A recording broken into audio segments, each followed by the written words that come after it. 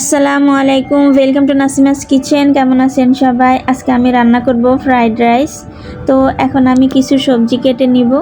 তো এখানে আমি নিলাম গাজর, পাতাকপি, পেঁয়াজ পাতা, ক্যাপসিকাম আর নিলাম রসুন কুচি। তো এগুলোকে আমি এখন একটা সাইডে রেখে দিব। আর আমি মাংস নিব কিছু। এখানে আমি হাফ কেজি পরিমাণে নিয়েছি মুরগির বুকের মাংসটাকে ছোট ছোট করে কেটে নিলাম। তো তারপর আমি এখানে দিয়েছি 1.5 টেবিল চামচ আদা রসুন বাটা, হাফ চা চামচ করে দিলাম মরিচের গুঁড়া, ধনিয়ার গুঁড়া, জিরার গুঁড়া আর নিলাম গরম মশলার গুঁড়া আর দিয়েছি গোলমরিচের গুঁড়া। 1 টেবিল চামচ দিলাম লেবুর রস, 1 টেবিল চামচ দিলাম সয়া সস, স্বাদ অনুযায়ী দিলাম লবণ। এখন আমি খুব ভালো করে মেখে এখন একটা সাইডে রেখে দিব। তো আমি আগে থেকে এখানে আমি 1.5 কাপ পরিমাণে নিয়েছি বাসমতি চাল। আমি এটাকে ধুয়ে 1 ঘন্টার জন্য ভিজিয়ে রেখেছিলাম। এখন আমি এটাকে রান্না করে নিব। চুলায় হাঁড়ি বসিয়ে পর্যাপ্ত পরিমাণে দিয়েছি পানি। এখানে আমি 2 টেবিল চামচের মতো লবণ আর অল্প পরিমাণে দিয়েছি তেল দিয়ে তারপর আমি ভাতটাকে 80% রান্না করে এখন পানি ঝরিয়ে একটা সাইডে রেখে দিলাম ঠান্ডা হওয়ার জন্য। আর এখন আমি মুরগির মাংসটা রান্না করে নিব। চুলায় হাঁড়ি বসিয়ে অল্প পরিমাণে দিয়েছি তেল, তারপরে দিয়েছি আমি রসুন কুচি।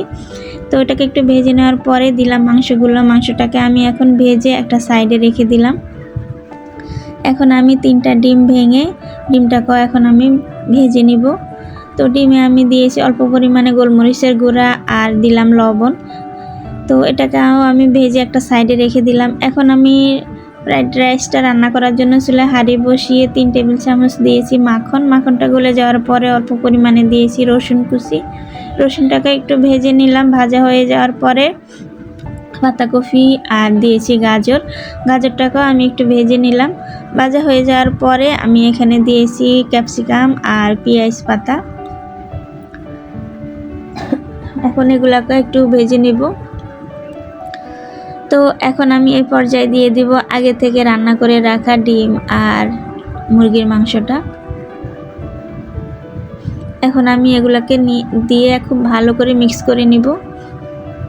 এই পর্যায়ে 1 টেবিল চামচ দিয়ে দিব চিনি আর হাফ চা চামচ দিব টেস্টিং সল্ট। এটা অবশ্যই দেওয়ার চেষ্টা করবেন, এতে করে ফ্রাইড রাইসটা খেতে খুবই দারুণ লাগে।